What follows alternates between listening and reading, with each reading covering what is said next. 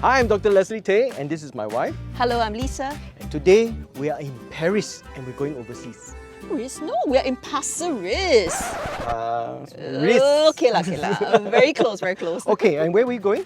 We're going to not outside of Singapore. We are just going overseas to a floating fish farm. Basically, they got like fish tanks floating, and then it's not quite your usual kelong.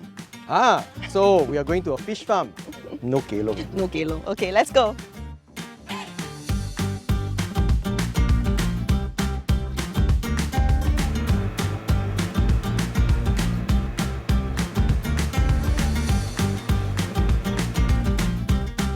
So we are here just off the tip of Pasir Ris, and this is the BluCurrent Smart Floating Fish Farm, and I'm with the fish doctor himself, Dr. Dirk.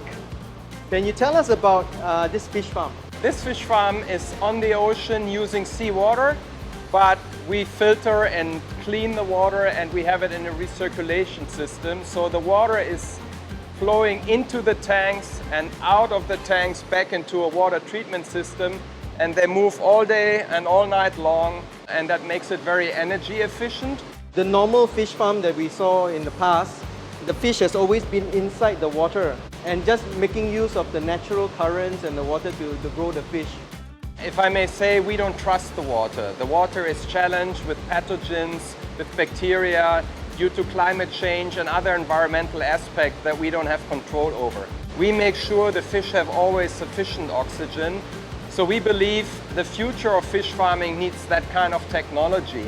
Okay, I'm here in the control room, or video control room, and this is Thomas Chua. Hi. He's our sales manager of BluCurrent. So this is kind of like the modern fish farmer, not just looking after the fish, but need to manage all this technology as well. Is that right? Yes, this is a control room with the AI technology, which control the amount of oxygen going into the tank to make sure this environment for the fish is very conducive for them to grow. So it's also control the feed, and we can also see from the screen the swimming behavior of the fish.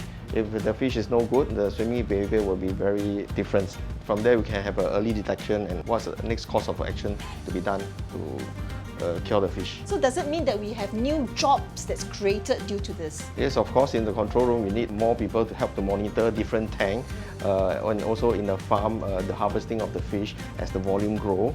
And also the sales sector, we will need to have a sales fulfillment officers to fulfill customer need.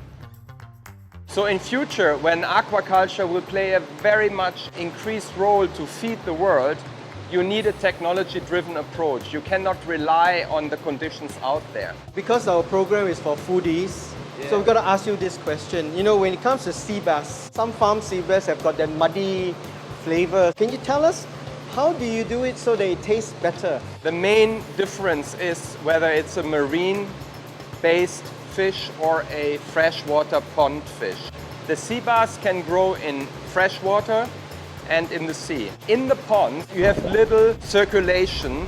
The fish is in water that is, let's say, not ideal because it's not the open sea or a river. The flesh develops that muddy taste that many people don't like. That's why we call our sea bass barramundi, to make sure it's a marine-based fish, although it's the same. This looks to be the future of fish farming in Singapore. I would say so. Smart fish farming. Thank you very much, Dr. Thank Tan. you.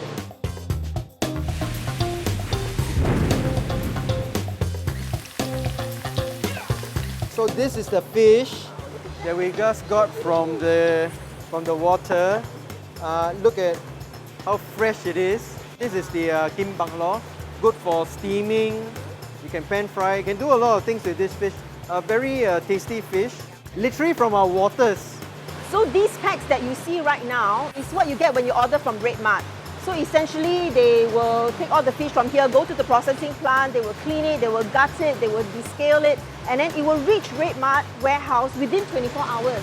So you can either have it as a whole fish, or you can also have it as a fillet format. And they currently have two types of fish, the barramundi, which is basically your sea bass, and also the red snapper. This is the fish that they like to use for fish head curry. Fish head curry. Yeah, but you need to be a bit bigger for fish head curry. But you know, 3 of these will make a nice fish head curry. So The big fish, question. yeah, how does it taste? How does it taste? Remember we were talking about the fact that kim bang lo sometimes can taste muddy. Yeah, And I the know. reason it tastes muddy is because it's been reared or grown in a pond where the water is stagnant. But over here, the water has been filtrated, it's flowing, and it's salt water, so the fish doesn't have that muddy taste. So this one is, I believe, the barramundi or the kim mak lo. Yeah, So kim let's mak give lo. it a try. Looks yummy. Cheers. Very fresh tasting, no muddy flavor, Yeah. and texture is very good. No muddy taste. I think that's the most amazing thing. That's the most important thing when it comes to this sea bass, Yeah. because it's the muddy taste that really throws me off all the time. Right, yeah. Okay, let's try this snapper. See how does it taste. This is the red snapper, right? And what do you usually cook with the red snapper? This one's good for asam curry lah. Ooh, I love asam curry. Oh, good too. It's very good.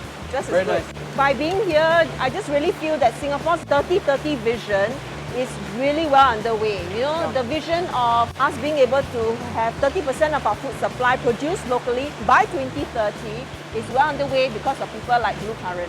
One farm like this can produce 0.25 of our meat for fish. 10 farms will produce 2.5%, and if 100 of these farms will be able to produce 25% of our total fish needs. It's quite doable, Very because doable. this whole channel here can have 100 of this kind of farms. So the next time when you're thinking of buying fish, think about BluCurrent fish, order it from RedMart, and support local.